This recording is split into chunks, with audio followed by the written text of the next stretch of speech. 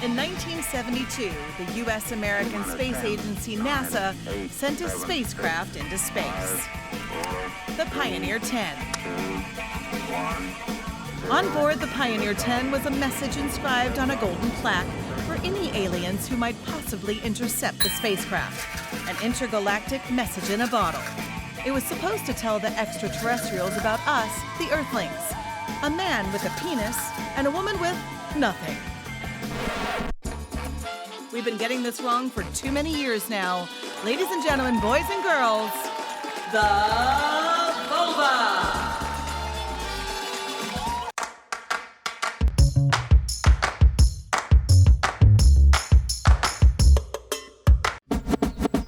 Okay, so let me introduce you to the vulva. This is the vaginal opening, the entry to the vagina that leads to the uterus. This is where pee comes out, the urethral opening. This is the glands of the clitoris and its foreskin, the prepuce. And if you're thinking, now what? Women have a foreskin? We talked about the clitoris in episode 2. And those are the labia. Let's see what these parts do. Now you've probably noticed that the vulva is normally warm and moist. That's because the vagina is not only the entry to the uterus, but also the exit for different fluids. There are 3 forms of vaginal fluid. Number 1, the daily secretion. It helps to prevent infections and can also change depending on the moment of the menstrual cycle. Number 2 is sexual lubrication. This fluid filters out of the blood during the stimulation and helps to lubricate the vagina.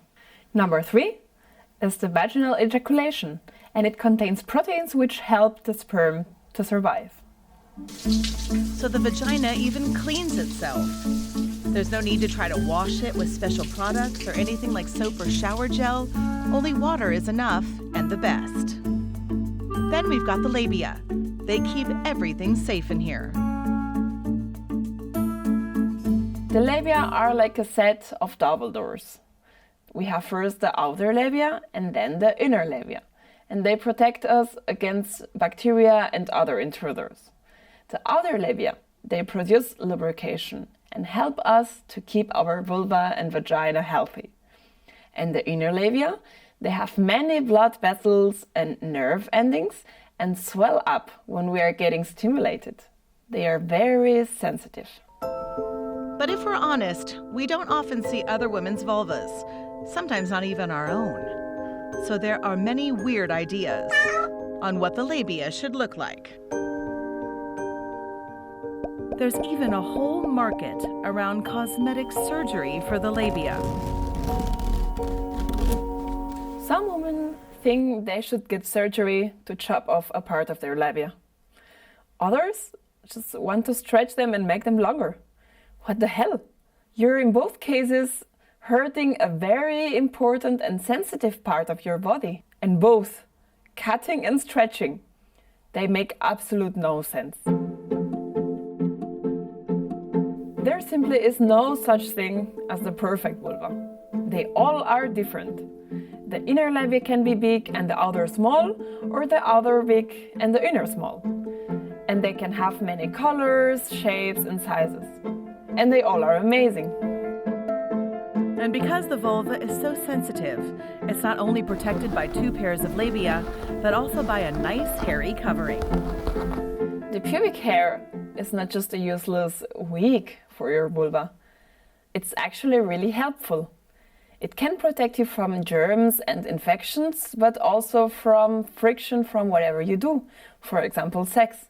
So it's actually kind of extra layer of protection. Of course, back in the days when there was no underwear, the protection offered by pubic hair was even more important. Today, some like to mow it down. Shaving your pubic hair might seem attractive and sexy for some, but it can also produce little wounds which can easily get infected, especially in the warmth of your underwear. So ladies, have a closer look at your vulva. Get to know it. A mirror might help.